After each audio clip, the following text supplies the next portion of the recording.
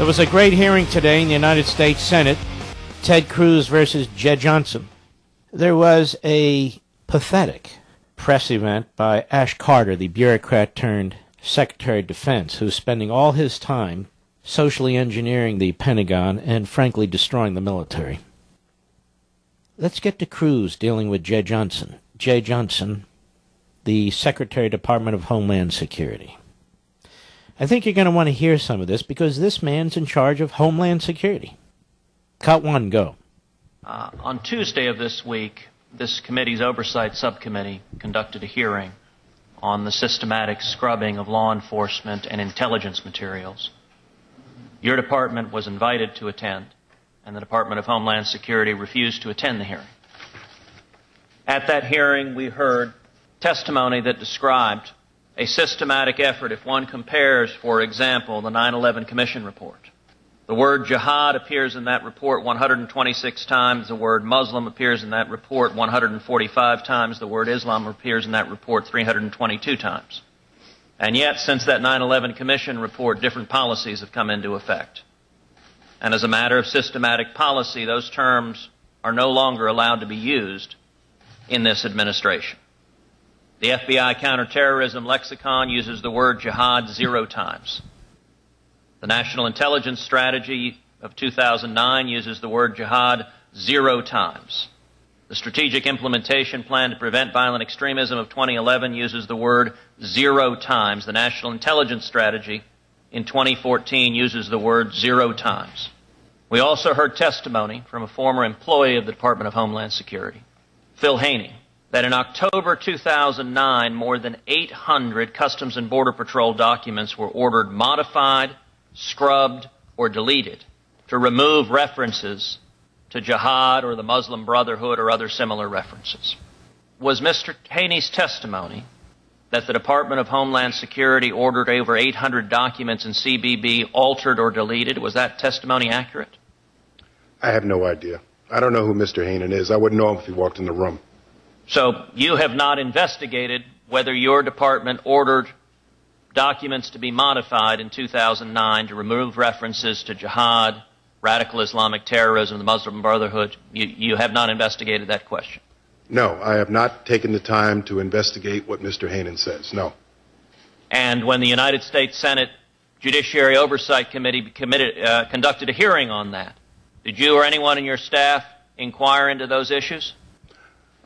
No, but you have me right here, right now to ask questions of. So but apparently your answer is you don't know. I am asking you, in 2009 and again in 2012, Mr. Haney testified there were 2 purges, and that was the word he used, purge, at the Department of Homeland Security to remove references to radical Islamic terrorism. Is it accurate that the records were changed?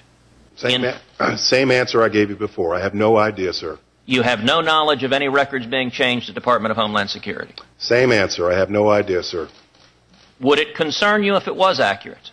Senator, I find this whole debate to be very interesting, but I have to tell you, when I was at the Department of Defense giving the legal sign-off on a lot of drone strikes, I didn't particularly care whether the baseball card said Islamic extremist or violent extremist.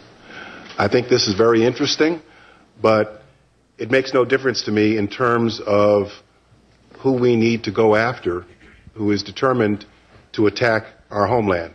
The other point I'd like to make, sir, is that, and I have to think in practical terms in Homeland Security, all very interesting, makes for good political debate, but in practical terms, if we, in our efforts here in the homeland, start giving the Islamic State let's stop. That's the same crap we hear all the time.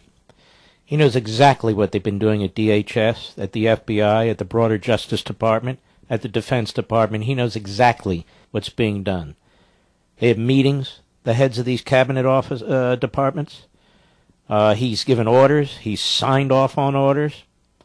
And the point is they're scrubbing all the materials, all the training manuals, all the investigative type manuals and so forth and so on, and they are directing all of our first responders at the federal level, all of our investigators at the federal level, to scrub jihadists and Islam and all the rest of it out of our records. That's exactly what's going on. And he stands up there or sits up there like the coward that he is with the mumbo-jumbo, with the legal speak, taking his little shots about politics. It's not about politics, you jerk. Go ahead. Want to be referred to as part of Islam or some form of Islam, we will get nowhere in our efforts to build bridges with Muslim communities, which we need to do. So in other words, building bridges with Muslim communities, ladies and gentlemen, means scrubbing the word jihad out of our government files. Are we building relationships with jihadists? It doesn't even make any sense. Go ahead. Current environment right now that includes homegrown violent extremists. They all tell me. My time is limited for this. Hold on just a second, please. They all tell me that ISIL has hijacked my religion, and it's critical that we bring these people to our side. Well, these people supposedly are on our side, dummy. That is, if they're not part of ISIL or Daesh or ISIS, then presumably they're on our side. So we need to bring people on our side who are not part of these radical Islamic groups? Doesn't even make any sense. Which is why Americans are dying. Which is why foreigners are dying. It gets better. Cut 2, go. You're entitled to give speeches other times. My question was if you were aware that the information has been scrubbed. I would note the title of the hearing on Tuesday was Willful Blindness, and your testimony to this full committee now is that you have no idea and apparently have no intention of finding out whether DHS materials have been scrubbed. And you suggested just a moment ago that it's essentially a semantic difference. Well, I don't believe it is a semantic difference, that when you erase references to radical jihad, it impacts the behavior of law enforcement and national security to respond to red flags and prevent terrorist attacks before they occur. Let's take Nidal Hasan. Nidal Hasan, the Obama administration was aware he was communicating with Anwar al-Awlaki, a known radical Islamic terrorist. The Obama administration was aware that Nidal Hasan had inquired of Anwar al-Awlaki the permissibility of waging jihad against his fellow soldiers. And yet the administration did not act, and Nidal Hasan walked through Fort Hood in my home state of Texas, murdering 14 innocent souls, yelling Allahu Akbar. Do you think it was a mistake not to respond to those red flags ahead of time and prevent the terrorist attack at Fort Hood? I disagree with your factual predicate. Those are not the facts. What do you disagree with? I disagree with your factual predicate. What specifically do you disagree with, sir? In 1 minute, I couldn't possibly answer your question. Pick anything. It was wrong in a number of respects. Pick one thing, sir. First of all, you're assuming that the federal government, in advance of the attack on Fort Hood, saw all these different red flags. That's not correct. So are you testifying to this committee? Let's take the facts I introduced one piece at a time. You are an experienced attorney. Number one, was it true or false the Obama administration knew before the attack that Nidal Hasan was communicating with Anwar al-Awlaki? Well, how are you defining the Obama administration, sir? Geez. The Federal Bureau of Investigation. The entire Federal Bureau of Investigation. I can't answer that question sitting here. Okay, the answer is yes, and it is record, sir. I can't answer the question.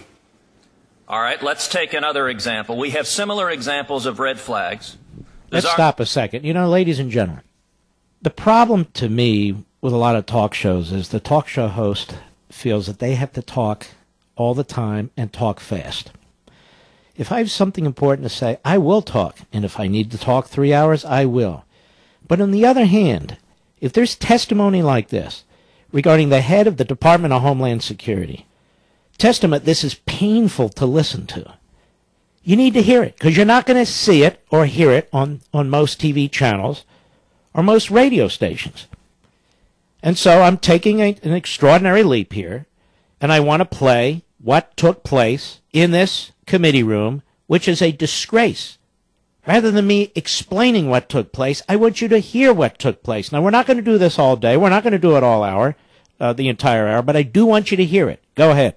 Russia informed the United States they were affiliated with radical Islamic terrorism. We interviewed the Elder Tsarnaev brothers. The Department of Homeland Security missed when the Elder Tsarnaev brother went to Chechnya and met with radical Islamic terrorists.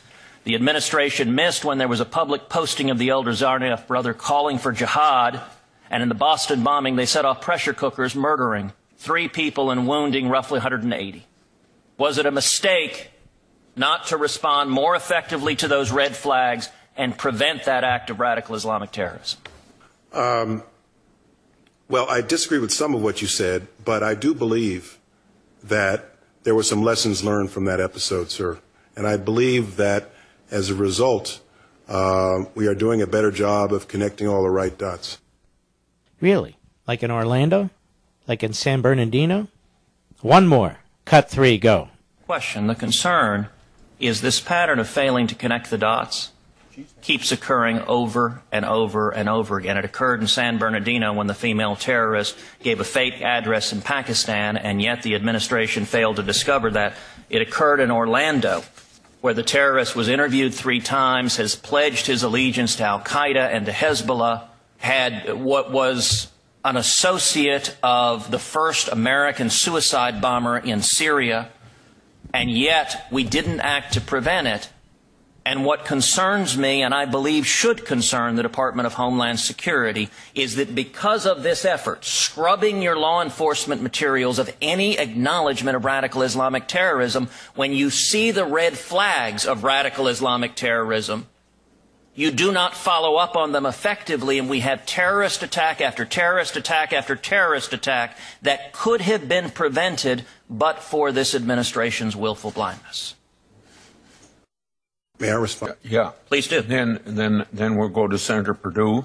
And then just to notify everybody, when we had that demonstration, I lost 4.5 minutes of my first 7 minutes. So I'm going to take that when Senator Perdue's done. And then we'll go to Senator Klobuchar. All right, we have it, Grassley. Move along.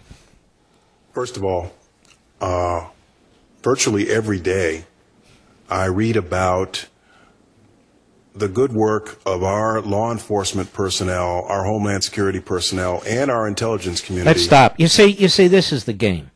Those people they praise are the people who they obstruct. That is, law enforcement personnel at DHS, at the FBI, and other places.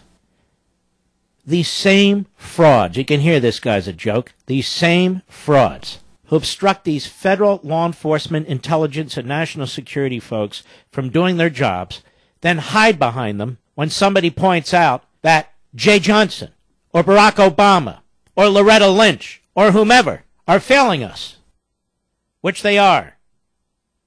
Go ahead. Connecting the dots to identify. You cannot connect the dots if you don't identify the enemy. And I'm sick and tired of this phrase, connect the dots. How about focus in, zoom in, crystallize, go get them. If you want to be Helen Keller, you're never going to find the enemy. Go ahead. Terrorist plots on our homeland, irrespective of the label you want to put on it. I think our people are smart enough to identify somebody who is a violent extremist, who is self-radicalizing, who is moving toward violence, when there are some warning signs, like somebody who sees somebody buying a gun or training or buying weapons of explosive material. Every day I see people connecting. Let's stop. You know what's amazing to me, ladies and gentlemen? Law enforcement profiles all the time. Yes, it does. And it needs to. Now, by profile, we mean constitutionally profile.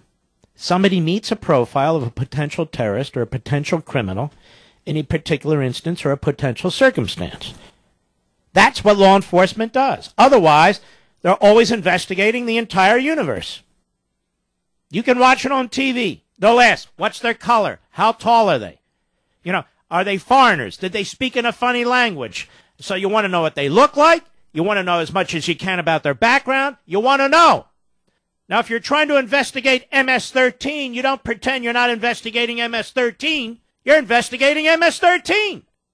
Doesn't mean you're against Latinos or people from El Salvador. It means there's MS-13.